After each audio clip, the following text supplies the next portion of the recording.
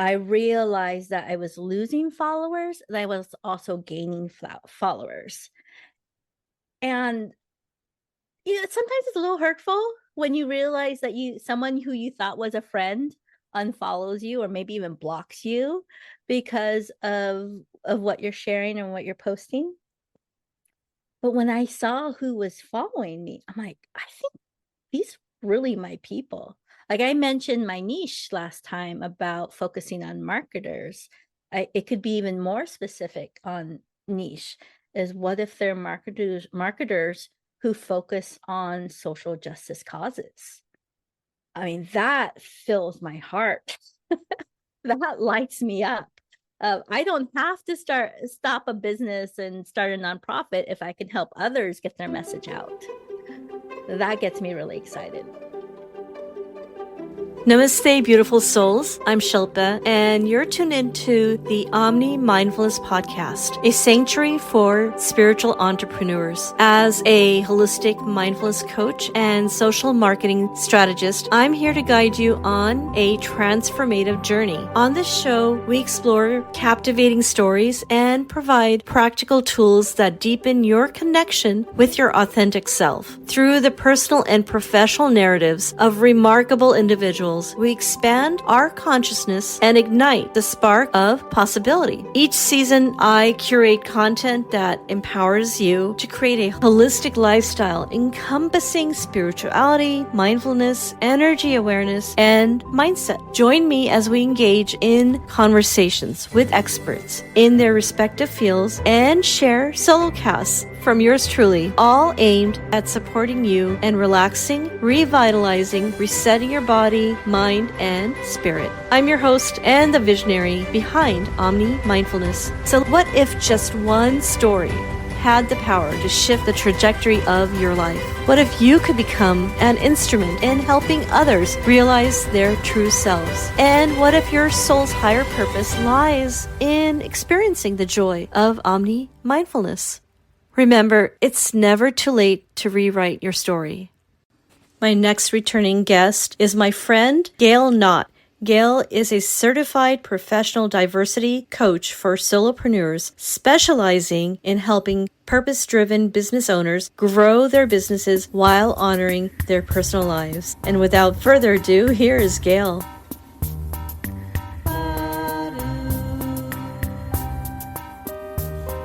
Welcome back, Gail. Thank you. Thank you for having me again. I'm excited. Again, we're talking about a concept of mindfulness and storytelling. So since we last spoke, perhaps you can share the storyline behind how you've integrated diversity, equity, and equanimity around your business. Yeah. Yeah. Diversity. That's a great word. I believe it means being at peace, but I think it was a Peaceful. different word. Inclusion. Yeah. Inclusion. DEI. Yeah, diversity, equity, inclusion. Sometimes people also add B for belonging or belongingness. But yeah, I've completed my certificate in diversity, equity, inclusion. I've also already been certified as a professional diversity coach. And my background is as a business growth coach with a specialty in marketing. And I was wondering, like, how do I combine everything? I decided at first, well, I was going to do what I say, right? And we recommend that the first thing to do is just listen, to educate yourself, to read. And by listening and educating yourself, you're going to hear other people's perspectives. And it may challenge what you already know or what you think you know is the truth. There are times when I question because one side is telling me one thing and the other side is telling me the other. And being okay with not always knowing what is right. Because maybe one person's truth is their truth and the other person's truth or side. You want to look at it that way. So what I did was just listen. And I started reading and learning more about the issues. Because when we were first talking, well, it might have been a little bit after, we were experiencing very big world events that I felt very passionate about. And I started with listening, and then I just started sharing. I wouldn't always share to my business profile, but maybe I would share it to my stories, or I would comment on it. I would share it with friends and watched and learn. Then as I started learning, I wanted to focus on what will my message be in my business, because I'm not professionally an activist. That's not my business. However, how can I incorporate what I believe into my business? So that was all of me being as mindful as I can be of the situation, and not throwing in my voice when I had no knowledge, no firsthand experience in what was going on in these current events. So it wasn't to me to make content on it. I think that would be very I think that would be very selfish and tone deaf to the situation. However, I'm still a business owner. I still got to grow my business. I still have to market my business. I still have to get clients. I'm not a professional activist. That's not my business. And remember how I talked about like blowing things up and starting all over again? I was not tempted, but it did cross my mind for just a second to like, do I need to like end my business and start a nonprofit? So Well, I'm not going to. well, no, it's okay, because I have actually been drawn to those kind of people as coaches, those who are in the mindfulness space, cross over marketing, but they are witnessing things in the world that gets them activated to become an activist. And I can totally get that. Yeah. So I'm not going to do that right now. And actually, I'll give a little tip for those of you who are like me, who maybe you have ADHD, or maybe you just have big visions, a lot of ideas. There's a concept that we use in business coaching called the parking lot. So whenever you have these ideas and they're different from your current mission, they go in the parking lot. I call it the someday list, because I do feel like I'm going to do it someday.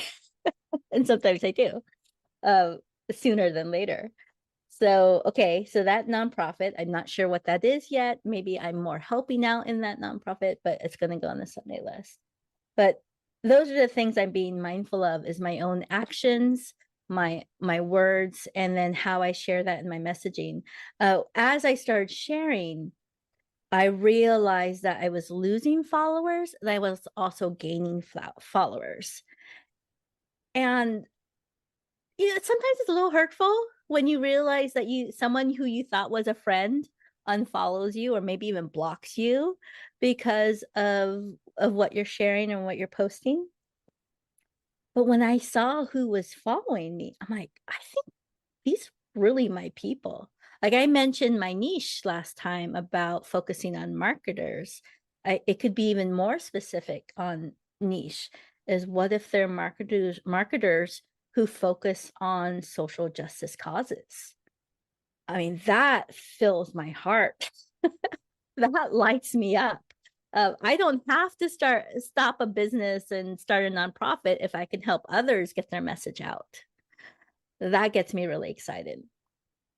So by being able to be slow in my slight pivot here, and to be mindful of the situation, mindful of my own impact on others, that's opened the doors to some new connections that are pretty amazing. I mean, they're still new. I'm not going to pounce on them for their business, but I'm pretty impressed that just by sharing what I do believe in, it's attracting my people, and it's attracting some big influencers. I'm like, oh, I caught the eye of someone.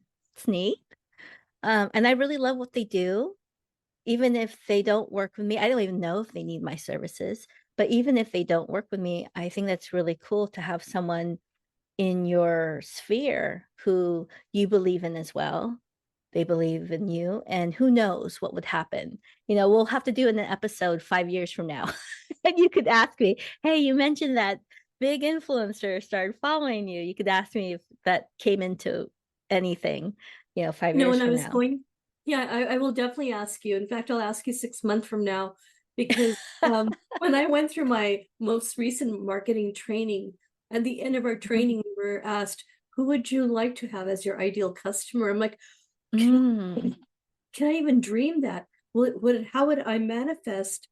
Because the yeah. people, and the good news is you and I are talking about people that align with our core values, or things that light us Mhm. up and we're passionate about. So I Mhm. definitely look forward to that, how that story unfolds. Now, Yeah.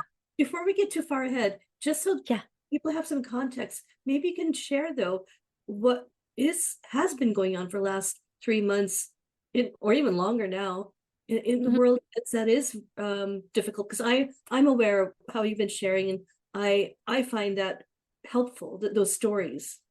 Mhm. Yeah. In the last few months, I've I've been able to wrap in these different what I considered different concepts at first with my DEI work as well as the marketing work, and be able to show people, for example, if I'm posting about marketing message, I can I can create educational pieces about, you can wrap in your core values of, for example, diversity, equity, inclusion into your marketing message. Even as simple as simple, even things as simple as the language you use and how inclusive it is. If you're always let's say you love working with parents, but you're always talking to moms, maybe that's excluding people who are drawn to you, but because you use the word moms, they think, oh, that's not for me. But if you say parents, maybe they're more drawn to you. And see, here's where it gets a little tricky, because wait a minute, Gail, you talked about niching last time. And I thought I was focusing on moms. You can. I think it's all about who you're drawn to and who you want to help. So if you, in your heart, you really do want to work with parents, maybe who are more maternal, or maybe they're the main caretaker, but the gender doesn't really matter, then that's where you can be more inclusive. It's completely personal. It's completely up to you. I'll give another example. Is I had a client who always used stock photos in their marketing, and just out of habit, they never thought about how the people looked in the image. So that was brought up during our marketing meeting, during our marketing strategy, who are your ideal clients? And when she described a more diverse client, I pointed out, okay, well, something that we want to look at is the photos you use in your marketing, because I only see one type of person. So that might be something that we change up, is how do we have more inclusive imaging in our marketing, and does it have the images that of the people you want to attract? I live in a very diverse community, and I have a diverse clientele of both gender, non-binary, both in sexual orientation, and I wanted to be sure that my images look like that. I'm using more pictures of me and my husband. As our marketing expands, and we did do this in the past when we posted a lot of blog posts, is we were very aware of the stock photos we were using, because we wanted to look like the people that we were helping. And that may change as your business changes, then your brand image will change as well. I like the fact that, not even like, I love the idea that this niche area that you've incorporated into your business as a lens to look at the world and in the marketing world is so mindful. Even the language that you're using in terms of um, the, I wouldn't say the ethnicity, or the people that are being represented visually. Mhm. Even when you were talking earlier about coaching and how you tune in and listen to them, and there's um, an approach of non-judgment. I just enjoy that. Oh, thank you.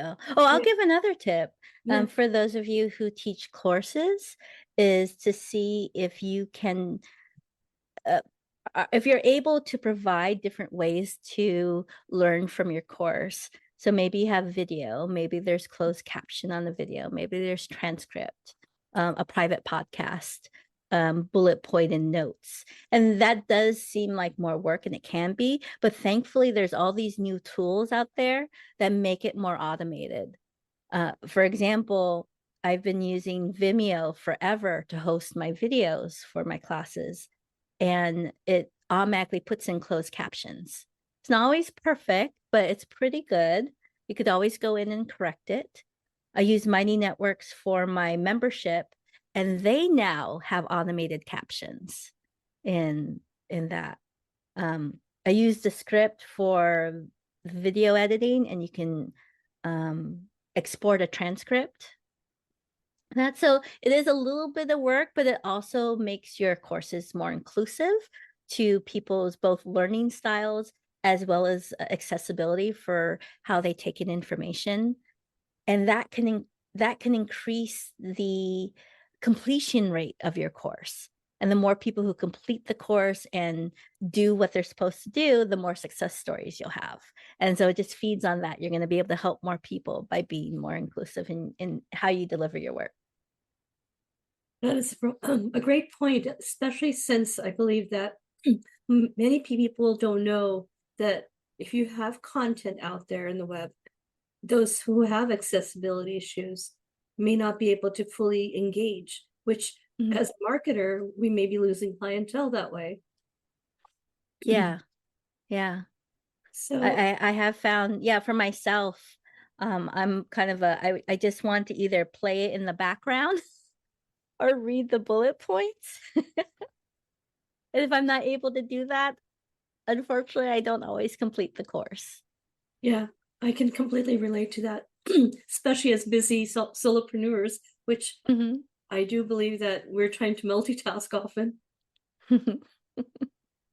Well, Gail, I always enjoy a conversation with you. In this particular our podcast, going over mindfulness as it relates to elevating your customers and clientele. I think you brought up this wonderful perspective that you're elevating them through DEI. You can remind me what it stands for. Yeah, I think we all want to be included. We all want to feel like we belong. And that's where we build this community for our clients, is meeting them where they're at, wherever they're at. Wonderful. Well, Gail, I look forward to having you back in the near future.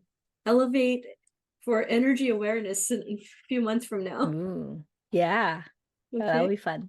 And I always want to hear how the story's evolving with your practice or a particular clientele, or even in your case, how it's affected you. And you're the perfect person for applying DEI into your business, because you've probably experienced certain types of diversity or lack of, I would say, equality issues. I know I have. Yeah, definitely. That's a whole nother conversation of how the coaching industry is coming to a reckoning of when they haven't been inclusive with others, and we're encouraging people to be a certain way, and maybe that is in direct conflict with their personal values and beliefs and culture even.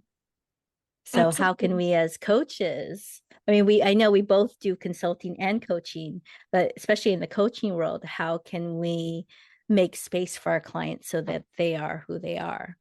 And we're helping elevate them through coaching, but not denying their true self.